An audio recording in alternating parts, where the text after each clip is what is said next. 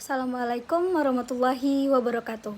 Perkenalkan, nama saya Dia Yandari dengan NIM 23042030. Kali ini saya akan membuat video terkait penjelasan terkait 10 kasus kebijakan publik di Indonesia beserta analisisnya. Tugas ini dibuat untuk memenuhi UTS mata kuliah kebijakan publik. Kasus pertama yaitu terkait penolakan revisi Undang-Undang TNI tahun 2025, yang mana revisi Undang-Undang TNI yang disahkan DPR memperluas peran militer ke ranah sipil dan politik menuai penolakan luas dari masyarakat sipil dan mahasiswa. Demonstrasi besar-besaran terjadi di banyak kota dan bentrokan aparat dan warga. Dampaknya terjadi ketegangan sosial, mengerus rasa demokrasi dan kemunculan kekhawatiran dominasi militer dalam politik serta gangguan aktivitas publik. Kemudian kasus kedua terkait pembatalan subsidi listrik 50% dan pengalihan ke bantuan subsidi upah. Pemerintah membatalkan subsidi listrik yang sempat dijanjikan dan mengalihkannya menjadi bantuan subsidi upah kepada pekerja bergaji rendah dan guru honorer.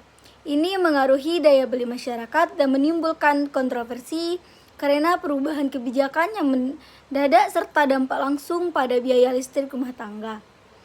Kemudian yang ketiga terkait ekspor beras ke Malaysia setelah penolakan awal demi menjaga stok pangan. Pemerintah membuka ekspor beras ke Malaysia dengan kuota terbatas.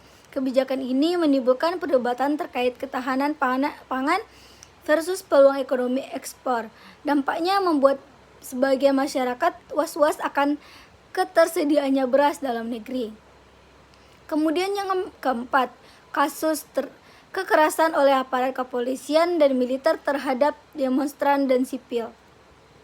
Kekerasan seperti penangkapan massal yang berlebihan, penyiksaan, dan pembubaran paksa unjuk rasa terus dilaporkan. Meningkatnya kasus ini berdampak negatif pada hak asasi manusia, menimbulkan ketidakpercayaan masyarakat terhadap aparat dan memprovokasi konflik sosial. Kemudian kasus kelima, terkait serangan dan kriminalisasi terhadap pembela HAM dan jurnalis.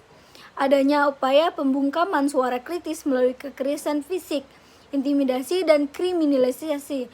Kondisi ini melemahkan kebebasan pers dan perlindungan hak asasi, mengakibatkan berkurangnya pengawasan masyarakat terhadap pemerintah dan pelanggaran hak.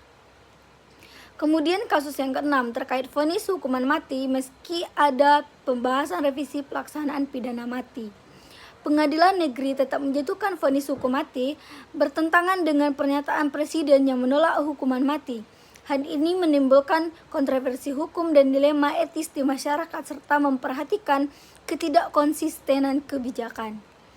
Ketujuh, terkait program makan bergizi gratis di sekolah dan banyaknya kasus keracunan massal.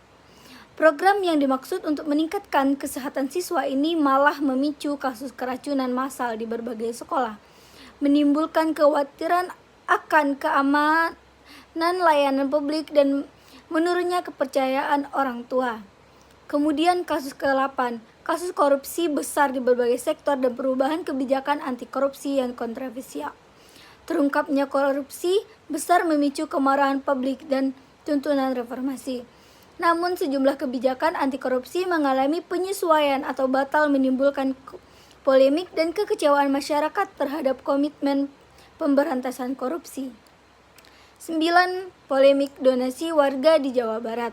Adanya kebijakan yang memicu kontroversi sosial, pengelolaan dan penggunaan donasi warga, menimbulkan ketidakpastian hukum dan ketidakpercayaan masyarakat serta memicu debat terkait transparansi dan akuntabilitas pengelolaan dana publik.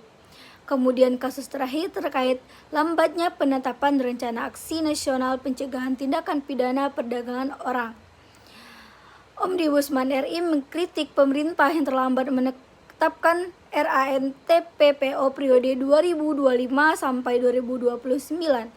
Sehingga pengawasan dan perlindungan korban menjadi lemah.